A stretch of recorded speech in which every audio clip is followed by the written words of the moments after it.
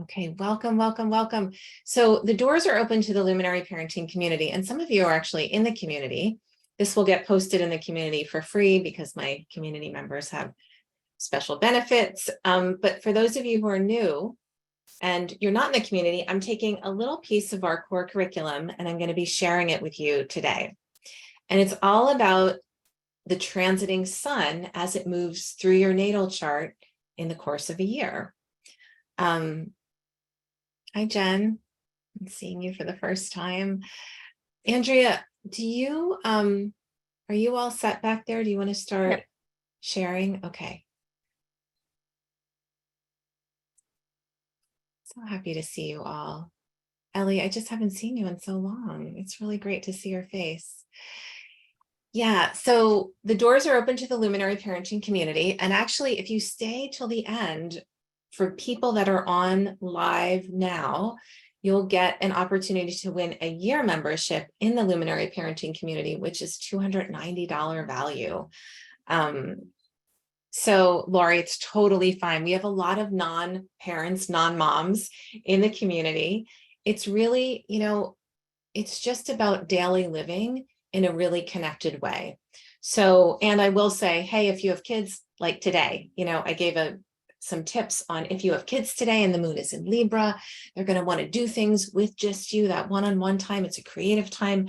Grace had a little creative setup today as I was working, but in general, I'm just really talking about the vibe of the day. Andrea, you can go to the next slide. These are a little out of, okay. Oh, that one. Did I skip one? Okay. Sorry. That one. Okay, yeah. So today we're talking about the transiting sun in your natal chart. So this is your own, we all have our own personal summer, spring, winter, and fall. And it's really good to know, like, what's it time for in your yearly cycle. So it's really going to be helpful if you have your natal chart out with you as we go through this workshop. And I also will say that in the beginning, I'm going to do like a little walkthrough of the natal chart, which will be a review for many of you that I'm seeing right now attending. But there could be some people here that are brand new. So I want to make sure that I don't miss anything and people aren't lost. There's in the Luminary parenting community, you don't have to know anything about astrology to be a member. There's a whole core curriculum that you can watch on your own and this is actually one of the modules. Okay, Andrea, you can go to the next one. So this is me. Carrie, my marketing person, puts this slide in for me. And for those of you who know astrology, I have a Leo South Node. So this is a little uncomfortable for me, but I wanted to share a little bit about me for those of you who don't know me. So I'm a Capricorn sun, a Libra moon, and a Pisces rising. And I have a lot of Scorpio in my chart. I know, Kylene, we love Carrie too. She she's awesome. Carrie also went through applied astrology. Kylene, I think you went through applied astrology with her. Now I'm just making that connection. That's how you know her. So I'm an astrologer and I'm also a certified coach. I'm also a certified astrologer for Deborah Silverman. I teach for Deborah. Of course, I run the Luminary parenting community.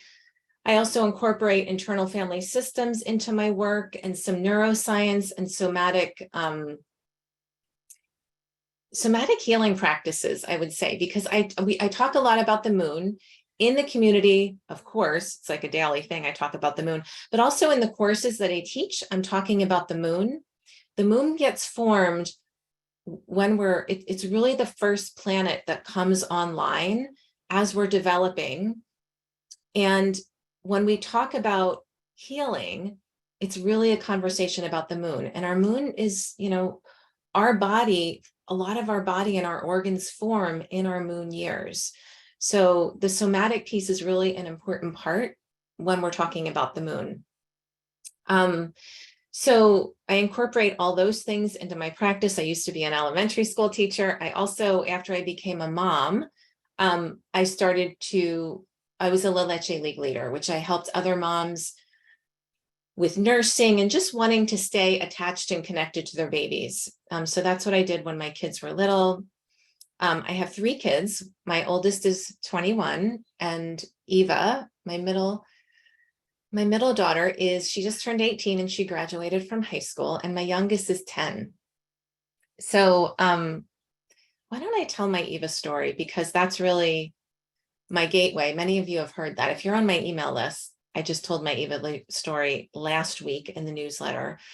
But I was a La Leche League leader, and I was learning all about nursing and teaching all about nursing. And I had my son, he was 3.5 when his sister was born. And she came, and basically the minute I had a beautiful birth with her, natural birth. I had a midwife, was in a hospital. And when she was born, she just wouldn't stop crying. And I think she cried for the first few years of her life, like continuously. She had a hard time just adjusting to life down here on the earth. She had a hard time feeding. And here I was helping other moms, teaching them and showing them how to nurse their babies. And I could not get my baby to nurse. I pumped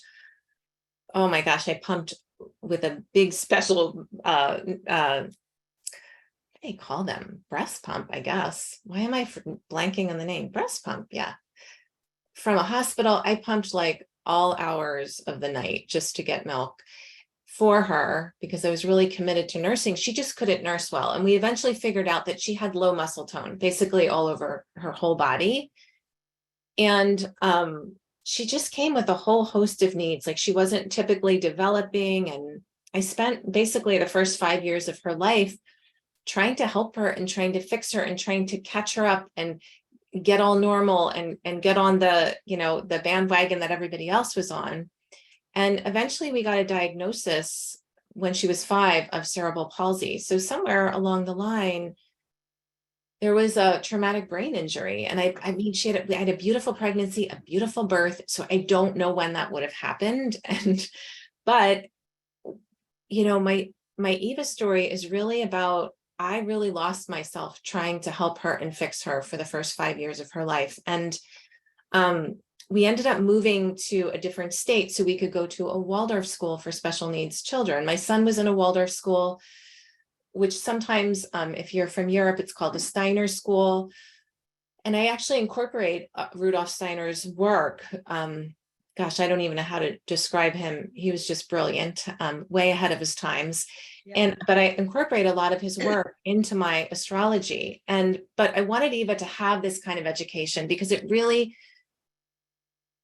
a Waldorf education honors the incarnating of the soul at their own pace. And I knew she was a soul on a different path. I just intuitively knew that as her mom. But yet, we were looking at schools and I was like, oh my God, they're already saying that she's behind and she would be in kindergarten. And I'm like, I know she's on her own timetable. And so we ended up moving to the only Waldorf school for special needs children in the country. And I was eating lunch with the other moms one day and they said, have you ever had an astrology reading for Eva? And I was like, I know I'm a Capricorn and I know she's a Pisces, but I don't get it. What do you mean? And this was 2010, 2009, somewhere around there. And so I really only knew basically sun sign astrology. And I went and I had an astrology reading with this astrologer, and he told me all about her. And he never had met her. And he talked to me about her sensitivity and how connected she was to me and all these things. And I thought, oh my God. And what it brought me, I knew she was on her own path. And I was still trying to make her different. And what that astrology reading brought me was peace. And I knew in that moment, there was a whole Pandora's box open and all of my Scorpio came online. And I thought, I need to know everything there is to know about astrology. How did he do this? I want to learn how to do this. And I want to learn how to help other moms. And in the beginning, I was helping moms specifically that had children that were presenting down here on the earth differently. And then it just morphed into something bigger. And now I help all kinds of moms and I help all kinds of people, even non-moms, just understand their own path. And if they have kids, understand their kids' paths as well. So I've been studying astrology for 15 years. It is my passion. So are my children. So that's just a little bit about me. And now let's get on to talking about the transiting sun in your natal chart. Yeah, you want to stick around to the end of the workshop because, as I said, I'm giving away a free year membership in the community. But you actually have to be here to be able to claim your prize or the free year in the community. Okay, darn it. I wish this were a little clearer. All right. I don't think there's anything we can do about that. But let's do a quick walkthrough in the natal chart. I don't think you can actually see the numbers. Andrea, what do you think about this? Do you have any ideas? Should we just go with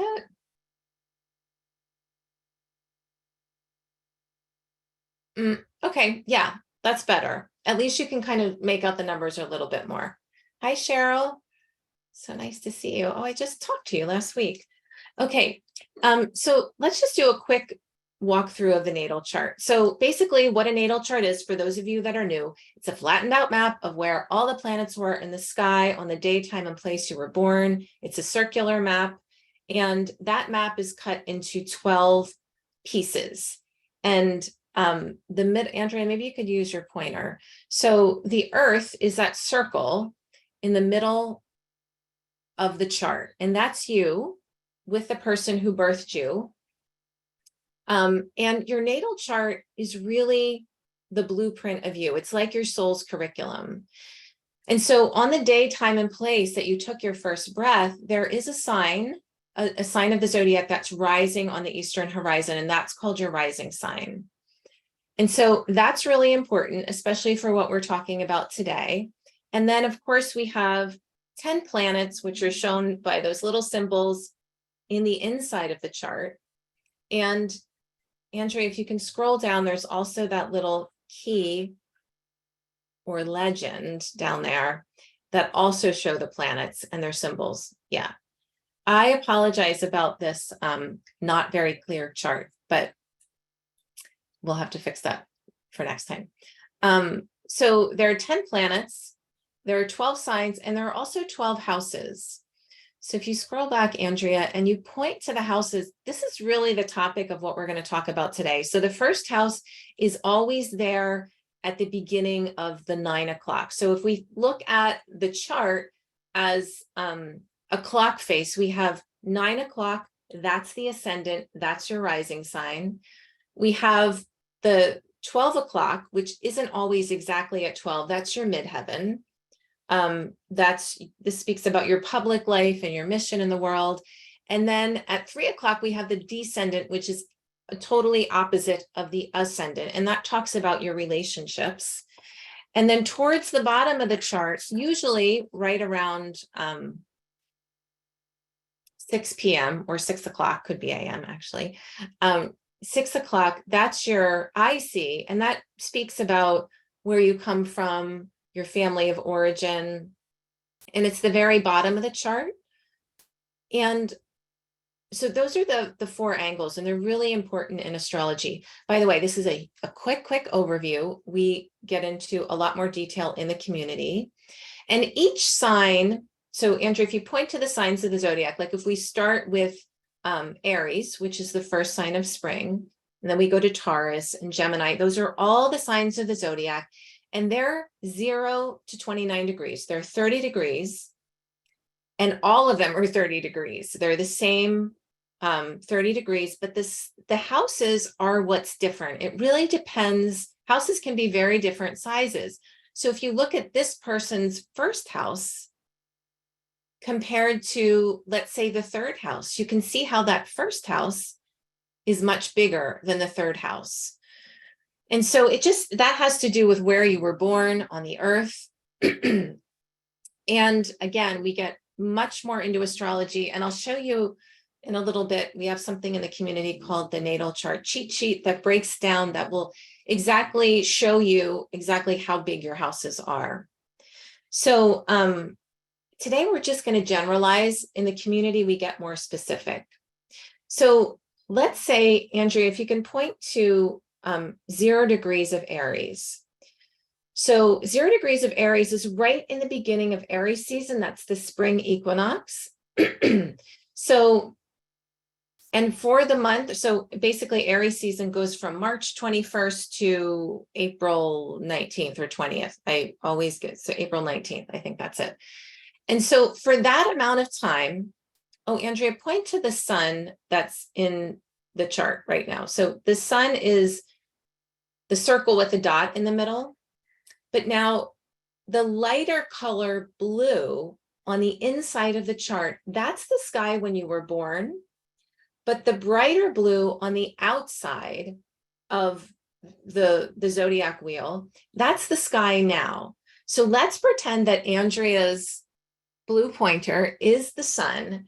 And where she has it right now is the very beginning of Aries season, or the spring equinox. So for this person, when it's day one of spring, the first day of spring in Aries season, the sun in the sky, which I'll talk about what that means in a minute, is just about to go into the second house. So do you see that, everybody? And then for the entire time of Aries season, it will be in this person's second house. And then we have Taurus season that begins on April 20th. And the sun in the sky, the sun that moves 1 degree a day in the sky, in Taurus season will still be in this person's house, but it will very soon move into the third house. And so if we go back to the beginning of spring, Andrea, the sun goes from Aries to Taurus to Gemini. And then this is what we just had, the summer solstice. So on the summer solstice in this person's chart, the summer solstice, the first day of summer, happens in this person's fifth house. And so for those of you who are new that don't know what astrology, don't know what houses mean, that's something, of course, we go over in the community, but you can easily Google, first house, second house, third house. And then at the fall equinox, the sun is in this person's eighth house. So if we go up to, it's about to go into the eighth house. Yeah. And then at the winter solstice, when we have the first day of winter, it's in this person's 11th house. So their own personal spring, we go back to Aries season, actually happens at that point in their chart. So let's just talk about, and this may make more sense as we go through this. Let's talk about what the sun means in astrology. So, and I'm going to be talking about this like natally, but also the transiting sun. So the sun in astrology is who we are and our personality. It's our identity and how we want to be seen. And it's also our ego that, it's ourself. It's the one that gets up and makes decisions like, I'm going to be an astrologer who helps parents. I'm going to have 3 kids. It's like that part of ourselves. We all need an ego to function down here on the earth. But that's what the sun in astrology shows. It really is, I am. Like if you say I am and you fill in the blank, that's a function of your sun. So when we look at the sun in astrology, we always interpret it by the sign and also by the house. And of course, the aspects as well, but we're just talking about the sign in the house. And when we talk about the transiting sun, we're talking about Libra season. Libra season happens right after at the first day of the fall equinox. We say it's Libra season, and then Scorpio season, etc. And so that's true for everyone. Like right now we're in Cancer season, but the house that it's in our natal chart really personalizes it for us. So the sun in the houses tells how we grow and evolve as a person while we're down here on the earth. And as I said, the sun moves 1 degree a day. So what else do I want to say about that? Our sun really points to our purpose. And in the classes that I teach, the sun, like I said, I just said earlier, the moon is really the first planet that comes online. And the sun is something that we move towards each year. Each birthday, we get to develop another cycle of our sun. So, And it's really our purpose, and it's something that we like walk towards in our life. We find it. We find that unique light, the light that's inside of us. We have the courage and we bring it out. This is our self-expression.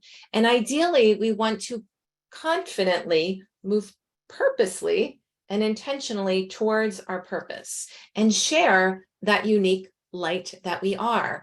And as we track the sun through the houses each year, we get to like narrow in and do that. We get to consciously do that. This is why I love looking at the sun and the moon as it moves through our natal chart, because it just helps us to be conscious of sun, who we are. And then when we also look at the moon as it goes every month in our natal chart in the community. And that really speaks to our inner development, our healing, and just like our soul. I really see the moon as, I know a lot of people say, but I thought the rising was your soul. Yes, that is. But the rising sign really works to feed the sun, to feed the purpose. It's so you can think about this for yourself, like your rising sign, like channels and moves and helps you with your purpose.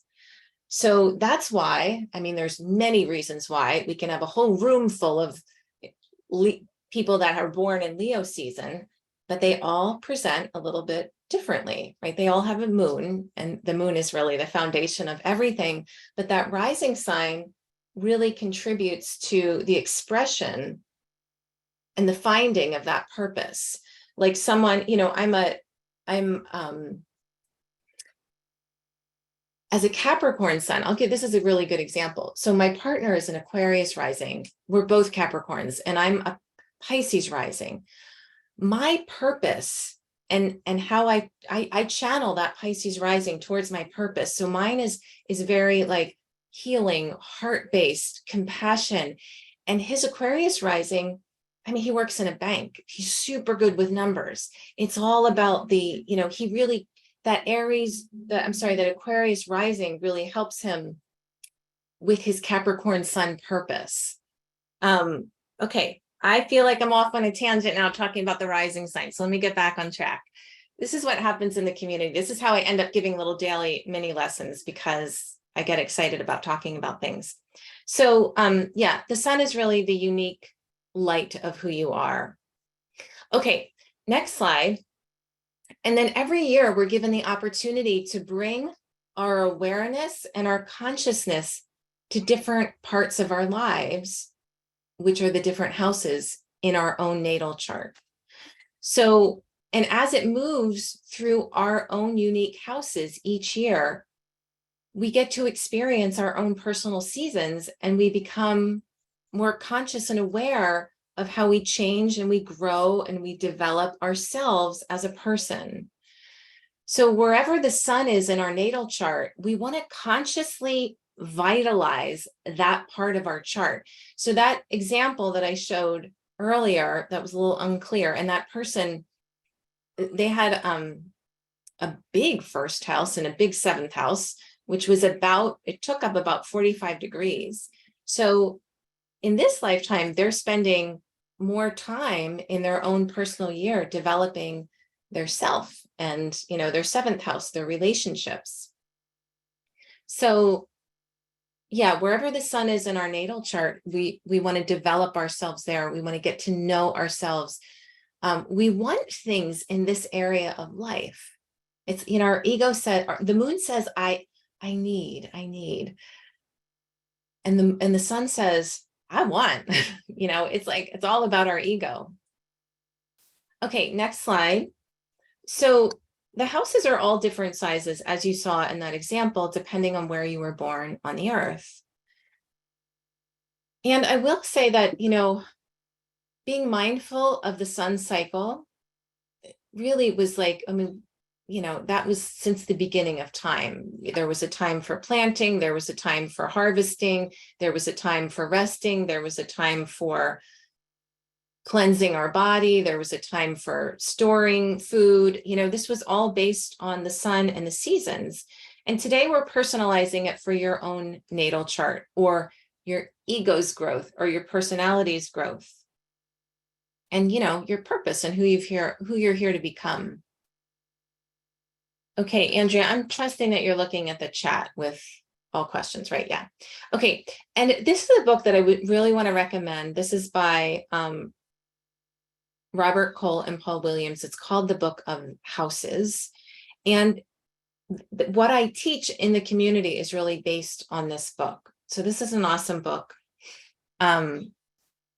And it goes through, it really walks you through what we're doing here today.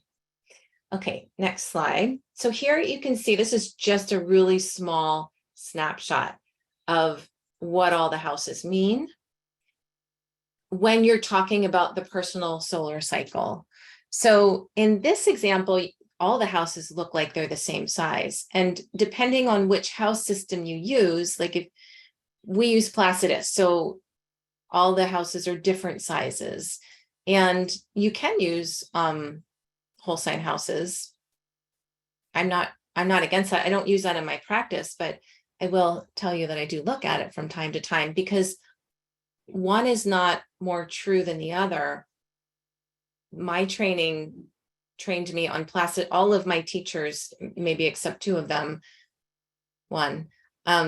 use Placidus, and that's where I'm most comfortable. It makes the most sense to me. But traditional astrology and whole sign houses is totally valid. In some ways, it can be easier to look at, right? You don't have intercepted house or you don't have intercepted signs. So, okay. So as the sun travels through these houses in your natal chart, that's where you're bringing your conscious awareness. Okay. And this is a reminder on the next slide, if you don't already know, that on astro.com, you can see where all the planets are. You can see where, I think Ashley, our slide person, did this the other day. Yes, she made the slide the other day when the sun was at 1 degree of Cancer. So if you ever need to know where the planets are, I mean, there's so many apps right now that do that for you. Okay, next slide. And this is also something that's not so clear, but in the community, we have something called the natal chart cheat sheet. So you actually can, and there's a video in there that walks you through how to look at and how to figure out which, like where your, I mean, you can look at your ascendant in your chart, and as this person's ascendant was, I think, at 7 degrees of Aquarius. So that's where that person's first house started. But I walk you through how to show where your second house starts, where your third house starts, fourth house, fifth house. But those angles, the ascendant, the midheaven, the descendant, and the IC are shown on astro.com. And we're going to talk about when the sun hits one of those angles in the course of a year, what that means. We're going to learn about that today. Okay. So in the community, we get really specific. So let's go through your personal solar cycle for the year. And I will say, Andrea, go back to the other slide just for a minute. In general, like if we were using equal houses, then the sun would spend about a month in each sign. But that's going to be different for everyone, depending on where you were born. As I said, in that example we saw earlier, that first house in the 7th house, because they're going to be the same size because they're completely opposite. I think those houses were about 45 degrees, whereas one of the other houses, I think, was about 15 degrees. So it is really important for you to figure this out for yourself. And there's a little, I usually have a chart. I don't have one here. But on the bottom of, on astro.com, you'll see a little part of that legend or key. You can kind of figure out, okay, my first house starts, or my first house, the ascendant is at 7 degrees of Aquarius. And then my second house starts at, I don't know, 7 degrees of Pisces. Maybe not true, maybe 10 degrees of Pisces or something. So you can kind of, I bet you could figure it out in your own.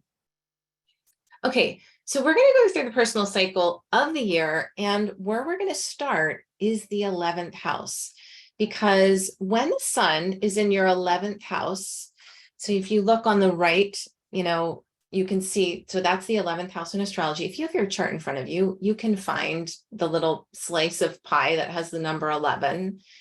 This is really the house. This is really the time of year, and it's different for all of us. So if your 11th house happens to start in the beginning of Cancer season, guess what? You're in your 11th house wishing and dreaming and visioning time right now. So in your personal year, this would be the time where you're starting to think about the year ahead. In the 11th house, this is the house of hopes, dreams, and wishes. And so this is where we want to vision how we want this next cycle to be for us. We're thinking about our year ahead and our goals and who can help us meet our goals and that vision that we have. So it is a really good time to do things with people that are like-minded and to be in that, again, not again, but the 11th house holds the energy of Aquarius, and Aquarius is the visionary of the zodiac. So this is the time of the year that we can be visionary. And so, for those of you who are familiar with the very, very popular book called New Moon Astrology, is that right? New Moon Astrology by Jan Spiller. Yes. Jan Spiller said, she's no longer with us on the earth, but is a luminary for sure in the field of astrology. Jan Spiller said, when you had a new moon happening in your 11th house, that was your granddaddy power period. And this was the time to really plan for your whole year. So the book of houses, which I think, there are many people that talk about the sun moving through the houses. And I really like the book of houses was the most succinct, and it made the most sense to me. And, I've been doing this for a long time, and I notice in my own personal cycle that the way that he thought about it was the way that also it resonated for me. So, this is the time where you're dreaming. Okay. Then we go to the 12th house. Now, I will say, this is a very special, this is really good to know when it's your 12th house time of year, because it's a really special and sensitive time. That's usually not the easiest time of the year.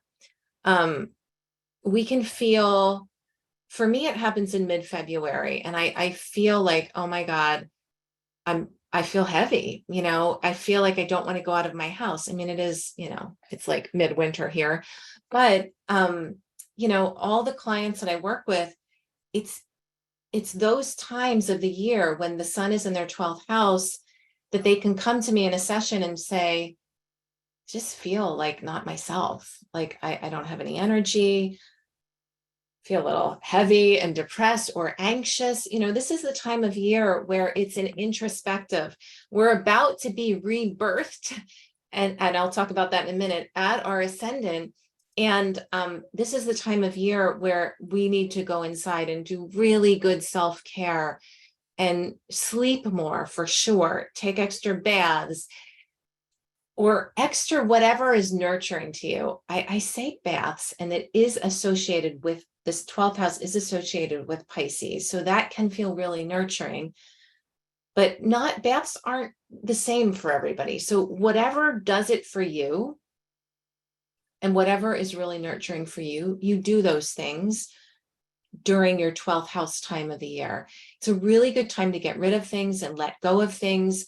I actually have played around in the past. It's a good time for me to cleanse. You'll have to play around with it with your own body. For me, that happens in midwinter, and people will be like, what? You don't cleanse in midwinter, you cleanse in the spring. But actually for me, because I'm already in that, oh my God, no one look at me, I just want to be in my own bubble. It is a good time, because when I cleanse, I really need my whole plate cleared, because it's hard for me. So it can be a good time to cleanse or just get rid of things. You're getting ready for the rebirth. And it's not the easiest time.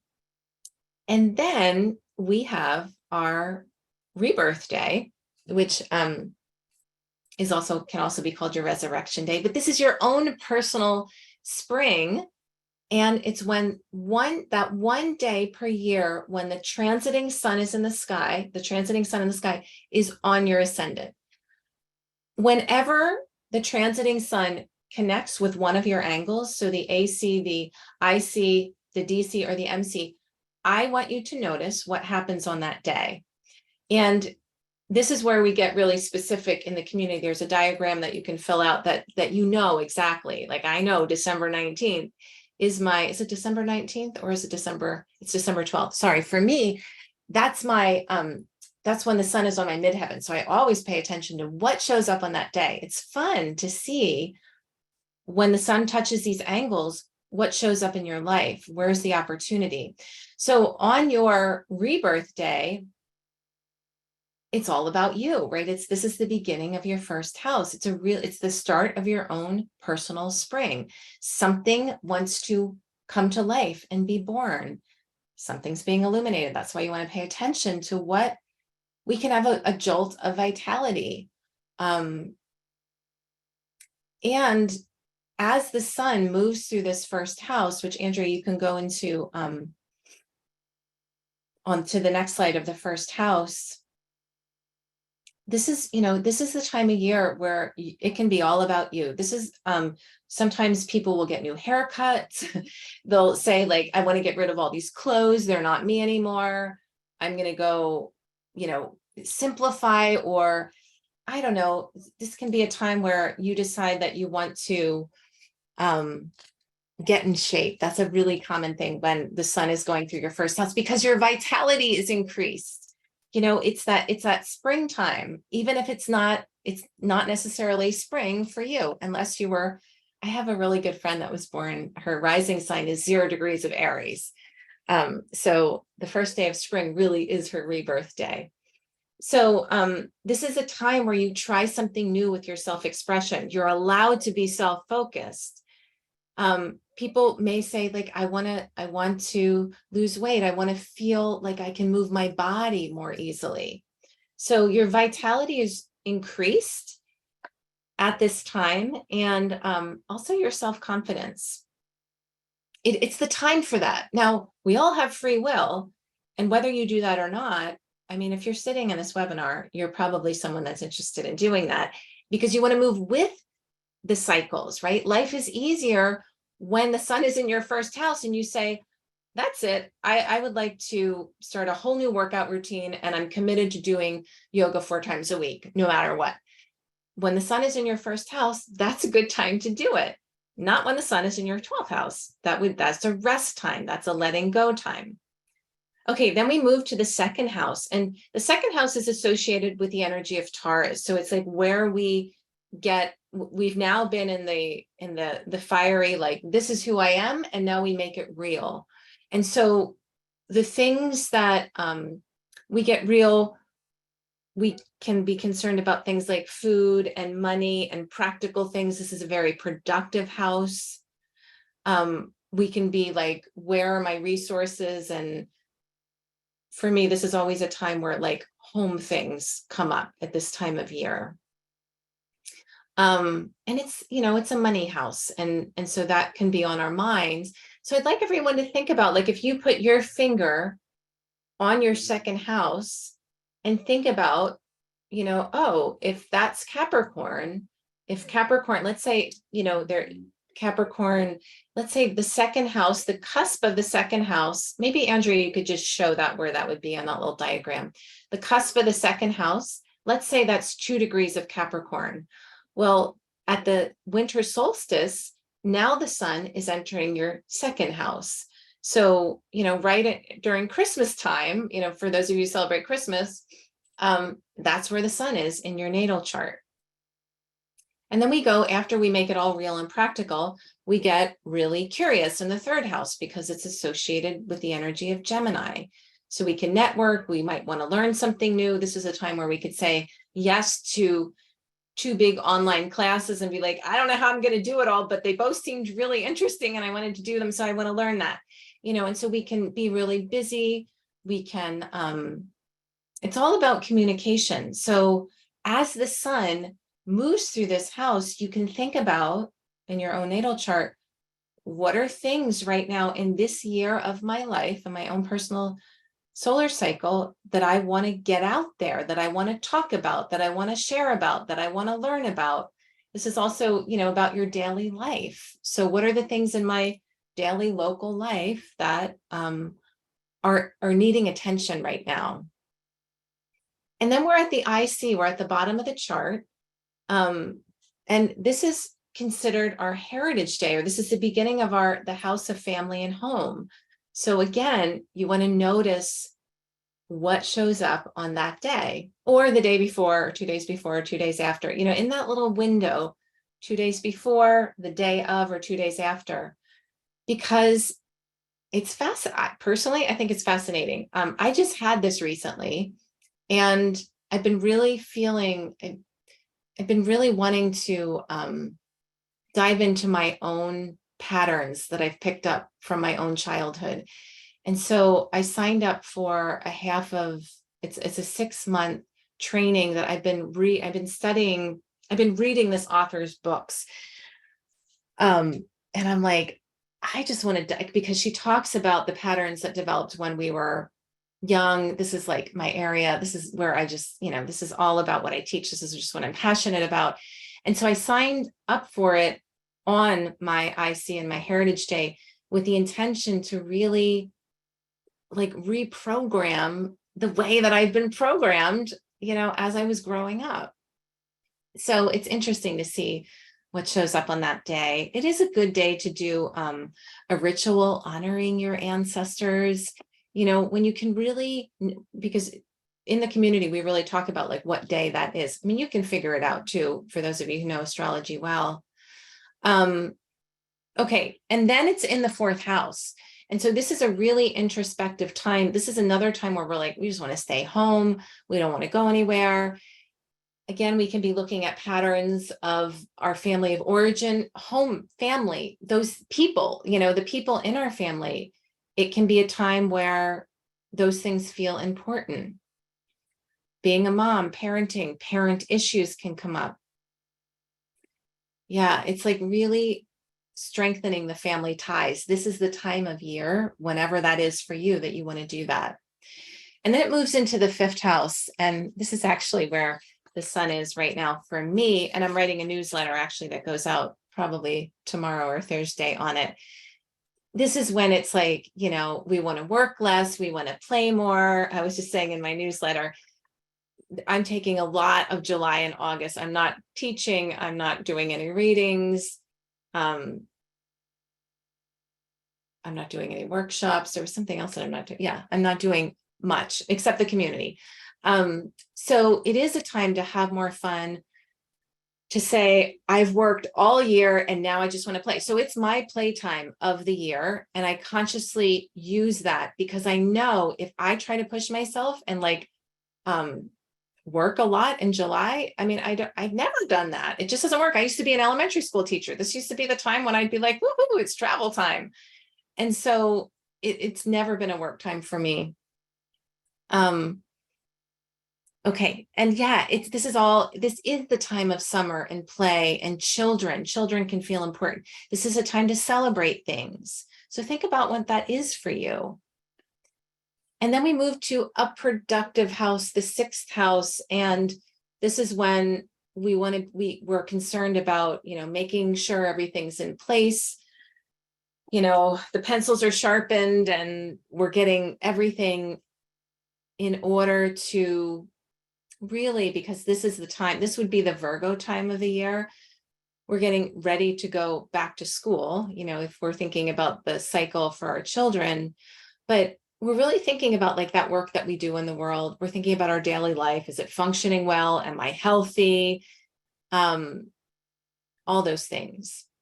And then we have the sun is reaching an angle and it's touching in with an angle. And that's our sharing day. That's our relationship day. Notice what shows up on this day.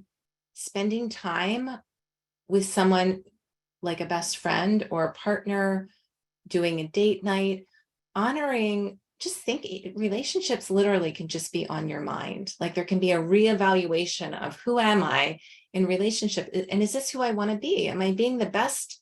Am I really showing up with my full self in my relationship? If not, it can be on our mind. But it's like magic how it works this way. And then after that sharing day, we go to the seventh house. And then it is a time for, yeah, we think about our partners and our business partners, our romantic partners. Can be a time where we deal with legal things. You know, our relationship can be on our mind, making things beautiful, harmonizing. Like, because it's the sun, we want to do things in that area of our life. These things they feel important to us.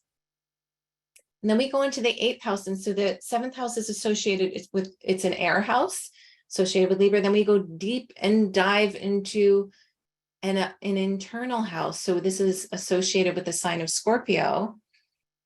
And so it's a water house. So we're thinking about healing and money. And this can be a time where we can be moody. There can be something that we can look at, really issues of healing here, intimacy, sex. It's a good time to look at your sex drive, your sex life. We can be very sensitive at this time of year. And it really can be a letting go time, because there's, as when we get to the MC, there is a showing of yourself, like a culmination of something. So this eighth house can be things that you're letting go of that are no longer working for you.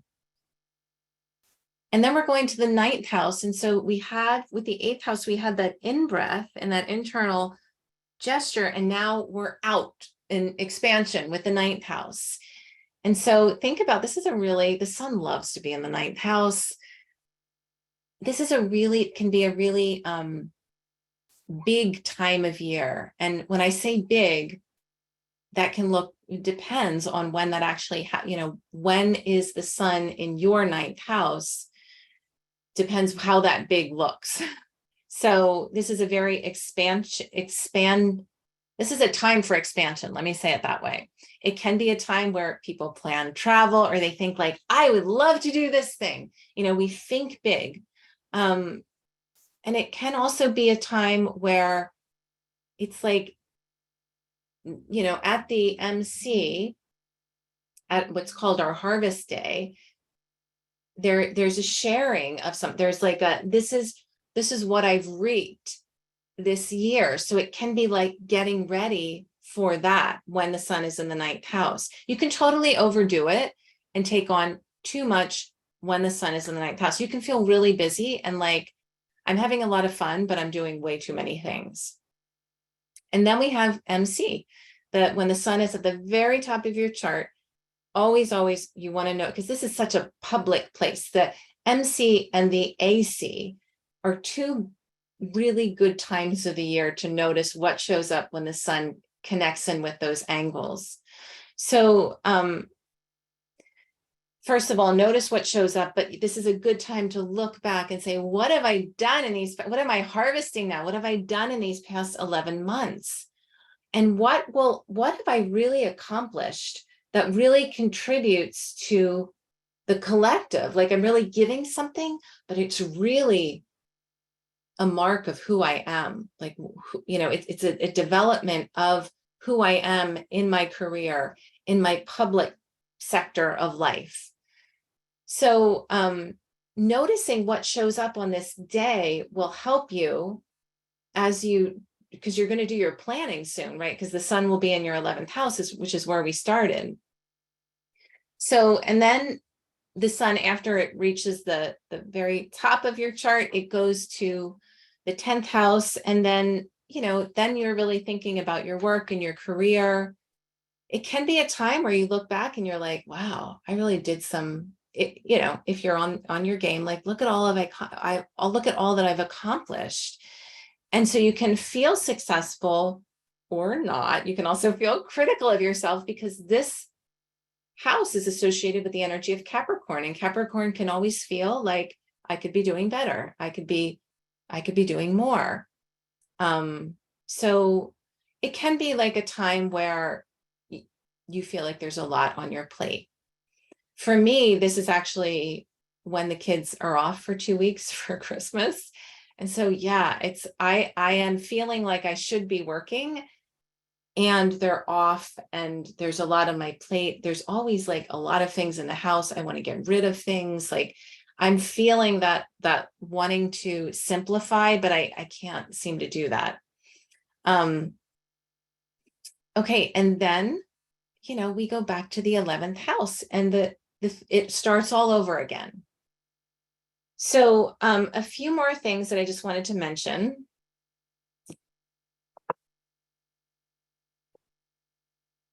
Andrea, you can go. I'm not looking at any of the comments, but Cheryl, I'm glad you're finding this fascinating. You really want to pay attention to when the sun touches one of your natal planets. And that's part of the natal chart cheat sheet, knowing when that happens.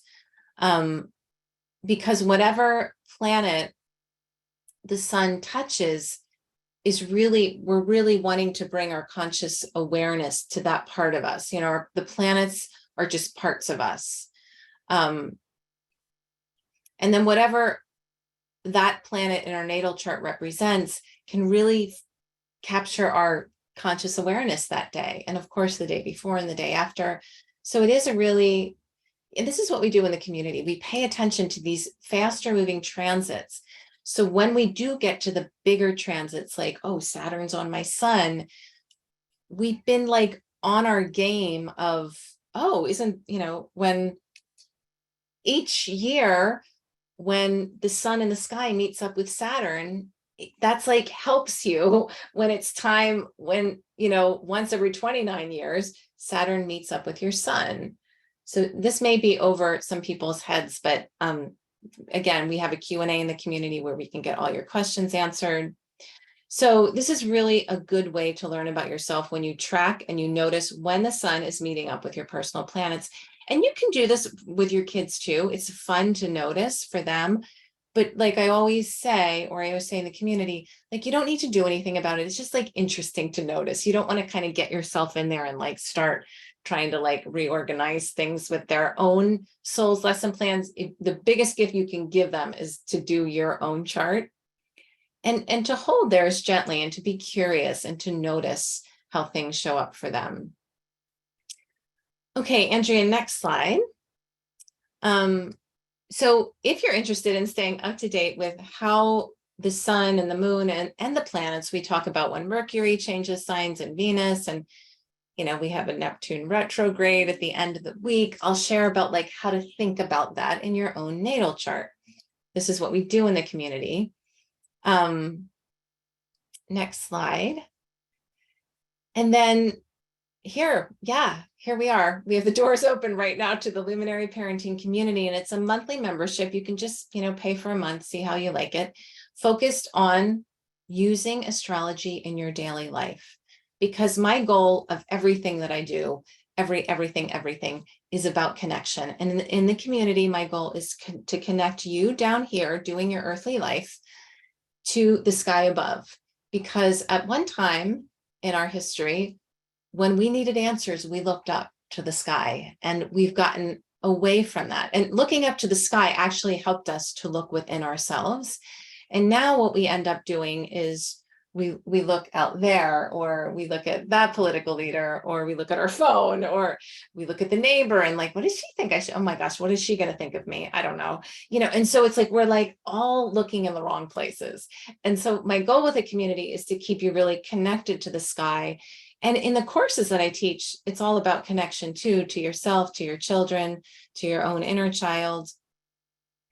Next slide, Andrea. So in the community, every morning you get a daily, I would say about a 5-minute voice text delivered to your phone, or if you're international, to email through your email by about 9 Eastern time. And that really just tells you what's happening in the sky. I throw little astro mini lessons in there. we do a new moon workshop each month. And so we have lots of supports to what this isn't like we set intentions at the new moon and then we forget about them until the next new moon. And we're like, oh yeah, right. Those new moon and Gemini intentions. I actually walk you through the cycle. Like we just had a first quarter moon early yesterday morning. And so I'm telling members what to do, what to look for, how to see, and how that's part of the moon's story and the thread that's woven through the cycle. You know, this is our fast, we're all in a bunch of cycles at one time. We're in a Saturn cycle now, we're in a sun cycle, right? We just learned about our sun cycle. Our moon is somewhere in our chart. So yeah, I really walk you through the cycle each month, and obviously each one has a different flavor, and you just get a deeper understanding of your natal chart in a way that you wouldn't if you only like looked at your transits every few months, like, oh shit, I have Saturn, about to conjunct my Venus. What's that mean? Like, but when you're connected to your chart each day, life and your chart feels different to you. Next slide. And then also, we have a core curriculum. That's an example of why do we pay attention to the moon. I gave you a sample of, one of the pieces of the core curriculum, paying attention to the sun. We do a monthly Q&A. We've done, this community was started in October of 2021. So we have a whole back catalog of questions that members have asked, like, what does it mean if I have an intercepted sign? Like, how do I think about that? Or, I heard about out of bounds planets. What is that? I think that my Mars might be out of bounds. What's that mean? And so you can go back, and I love Q&As. I am such a question asker. So I love answering questions too. And Andrea and I do that together. And then we just have our community of astrology people on Mighty Networks where, it's kind of, and we also do breakout rooms in the new moon workshops where you get to like be with your community members. And so not everybody wants to talk about astrology every day, like we do, like I do. I couldn't make a decision earlier about should we walk to the grocery store? Should we drive? The sky looks kind of black. And she's like, Mom, just make up your mind. Why can't you make up your mind today? I'm like, Grace, the moon's in Libra. Why do you think I can't make up my mind? She's like, oh yeah, that's right. So, but, not everybody wants to talk about where the moon is every day, but we do. Okay, next slide, Andrea. Oh, yay. Now is the time to give away a free 1-year membership to somebody here. Andrea, how do you want to do that? Well, I already did it, already picked. And the winner is Brenda Orozco. I don't know if I said that right. Yay, I'll type Brenda, it in the chat. Hey, Orozco. Oh, Orozco, yay. thank you. Congratulations. Yay, I'm so excited. Oh, that's fantastic. Yeah, it's so great to have you. Okay, yay. Oh, thanks. Yay. How did you find me, Brenda? Just through Instagram, or how did you find me? No, I graduated DSA, and so I knew you from there, but I was doing a class with Sarah El Harar just recently, and I told her that I was very interested in how you were the luminary parenting and whatnot. I couldn't be more thrilled. Oh, good. I'm so glad. That makes my heart so happy. Yes. Yeah. So welcome and congrats. Thanks. You're probably having a really good transit today. I would love to look at your natal chart, Brenda, see like, maybe the moon is on Jupiter right now or something. I don't think so, but I'll check it out. Okay, what's the next slide, Andrea? I can't believe we're at an hour already. So, okay, yeah, some of you didn't win. Oh, Andrea, were you going to give a month away? Yeah, okay, tell me. Yeah. 2? Yeah, whatever you want. Andrea's our... Okay, yeah. I picked 2 more lucky winners to get a free month, and that is Ellie and Terry Tippett. Congratulations, Ellie and Terry. So Andrea, you will how will you? Yeah, so if Brenda, Ellie, and Terry will email me, and I'm going to put it in the chat at support@luminaryparenting.com. We will get you everything you need to sign up. Okay. And so, yeah, registration, the doors are open through now until Sunday. Do we have any more slides, Andrea? No, we don't. Okay. We just have a Maybe you question could slide. you could take off the slide so I can just look at people, which is, Do you want me to unpin you? there you go. So any questions about the community? Anything that you're wondering? Questions that you have about the webinar today? So great to see all of you. No questions. Okay. Well, doors are open. We have community members here, but doors are open until Sunday. And so if you'd like to join us, we only open the doors twice a year. And as I said, you know, it's a monthly membership. It is, if you join for a year, which is $29 a month. If you join for a year, it's $290, which means you get 2 months for free. And then if you join with a year membership, you get a free download of the moon cycle workbook, which I don't have with me, but it's basically, we have a new moon worksheet use every month. Oh, Andrea has hers. Yeah, you can get it spiral bound. You can put it in and we also have a new moon flow chart, and both of those we use to really figure out what is this moon cycle about for us, because it's, you know, the new moon is happening at different places in our charts. Each new moon has different themes, you know, sometimes Chiron's involved, sometimes this past new moon Juno was conjunct, and then we had a Neptune square. And so and so you're looking at what's showing up in your life, what I'm sharing with you. So it's not, you know, I know many of us have been to new moon circles. This isn't a new moon circle, although I love those, but this is more like we're working. We're really figuring out what is our soul, what's that next little tiny step that our soul wants to take. So yeah, so there's an option that if you sign up for a year, you get that as a free download. Okay, everyone, that was an hour. I didn't think we would go that long, but it was really good to see all of you. And if you have any questions, you can also, anything that you haven't thought of, you can email Andrea at support@luminaryparenting.com. And it was really good to see all of you. Happy Libra moon. And yeah, you can unmute yourself and say goodbye. That's always a nice thing to do at the end. Bye. Thank you. Bye. Thank you. Bye. Thank Thank you. you. Appreciate it. Congratulations, everyone who won. Thank you. You're welcome. Much Thank you. gratitude. Oh, Roberta. Goodbye and Okay. thank you. You're welcome. Bye-bye.